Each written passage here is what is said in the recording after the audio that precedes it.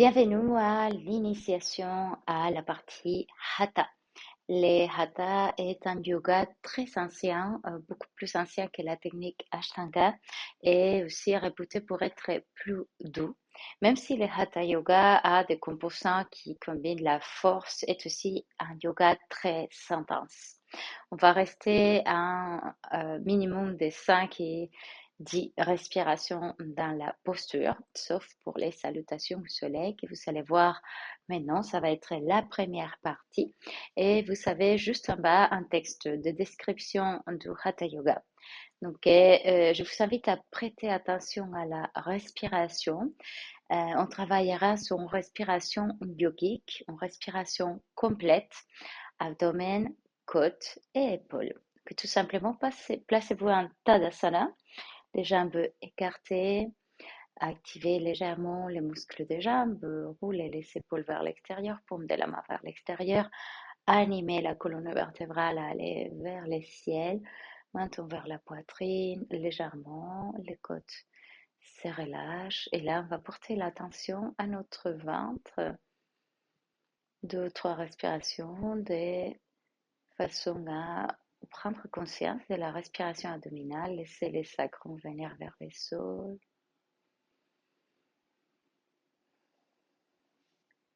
Respiration costale.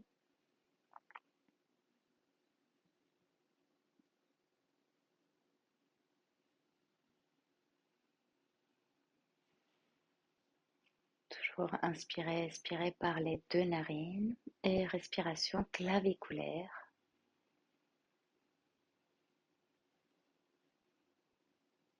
Et relâchez à nouveau vos mains. En Hatha Yoga, on commence souvent par un sankalpa, une intention.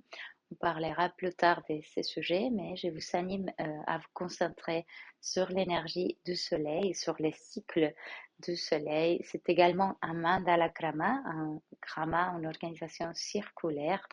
Dans les hatha, on est beaucoup plus attentif à la sensation, à comment on se sent dans la posture, à comment on expérimente la posture et moins attentif à la forme et à la relation respiration et posture.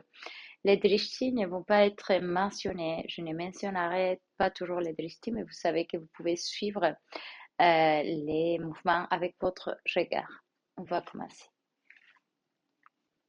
Je vous anime maintenant à vous placer pieds parallèles au bord long du tapis, écartés ensemble et reprendre votre Tadasana. Si inspirez, Urvashtasana, et on va porter les bassins vers l'avant, ouvrir les côtes et aller légèrement en arrière, Anvitasana. Expirez. Vous pouvez arrondir votre dos, plier les genoux si besoin et porter les 2 mains à côté de vos pieds. Relâchez la tête. Uttanasana.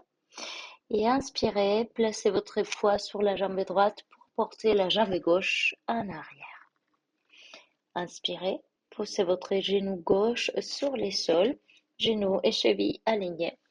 Et remontez en équilibre sur la jambe droite. Vous pouvez toujours garder les 2 mains appuyées au sol en couple ou venir vraiment aligner bassin et genoux. Inspirez ici. Position de Ardha Chandrasana ou Anjaneyasana, la position de la demi-lune. Et vous pouvez également avancer votre bassin et écarter les mains en direction à votre colonne, en direction en arrière, sans cambrer excessivement votre dos. Expirez, revenez avec vos mains. On fait un grand pas avec la jambe droite vers l'arrière. On appuie les genoux, on appuie les orteils et on va maintenant faire une flexion avec la poitrine vers le sol en portant les coudes à l'extérieur des côtes en Ashtangasana. Et dans la prochaine inspiration, glissez, poussez vers l'avant. Ici, on a 2 options. La première option, c'est d'appuyer les avant-bras, ouvrir la poitrine, rouler les épaules. Les pieds, idéalement, sont ensemble, mais si vous avez besoin, écartez vos pieds. Et on peut sinon aussi repousser avec ses mains dans la position du couvre. Les mains peuvent être écartées. C'est important que les épaules restent basses et le regard vienne vers le ciel. Attention à ne pas comprimer la cervicale. Inspirez ici. Repoussez depuis votre bassin. Vous pouvez également passer par les genoux et revenir avec vos mains et passer par la position du chien tête en bas, pieds mains parallèles. C'est une position que vous avez déjà vue dans la pratique des Ashtanga.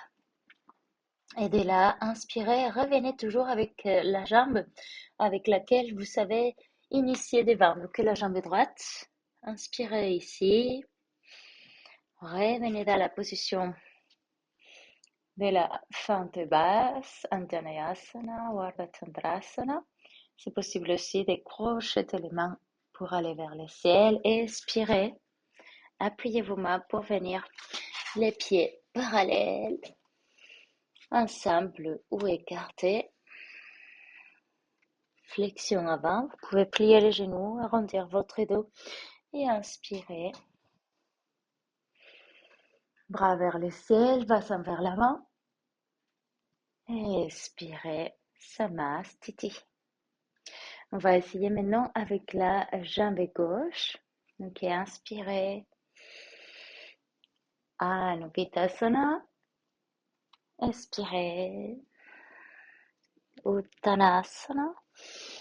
Inspirez, passez votre poids à la jambe gauche. Expirez ici.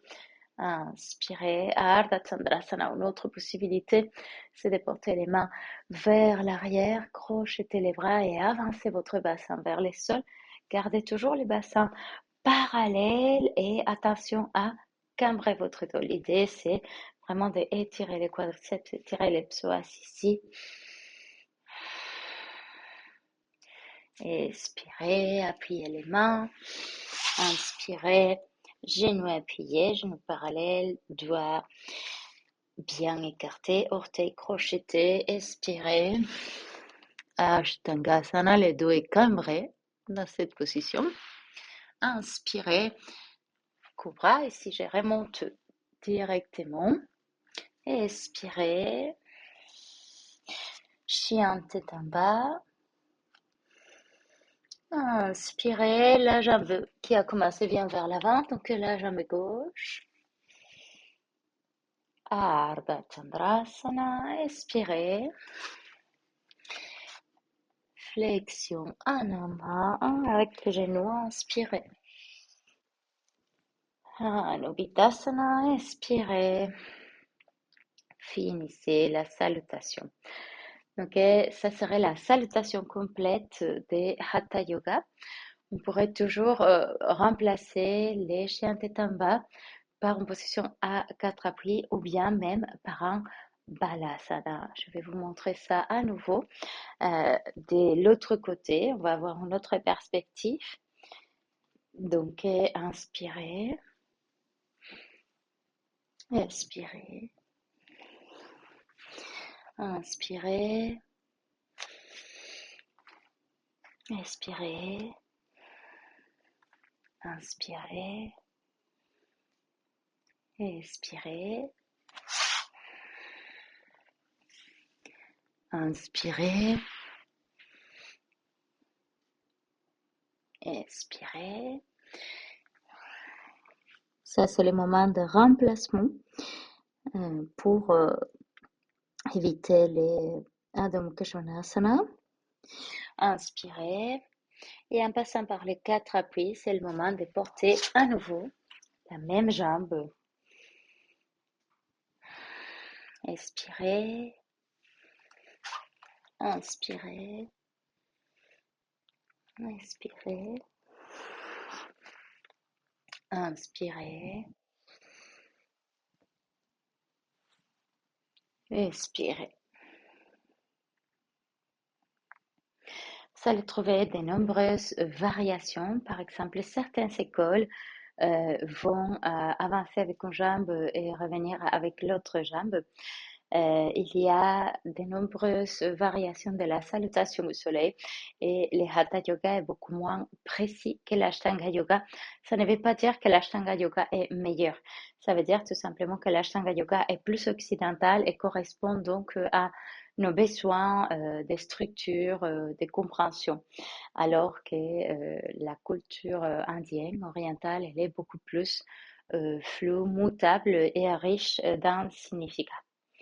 On va maintenant voir la même salutation, mais à quatre appuis.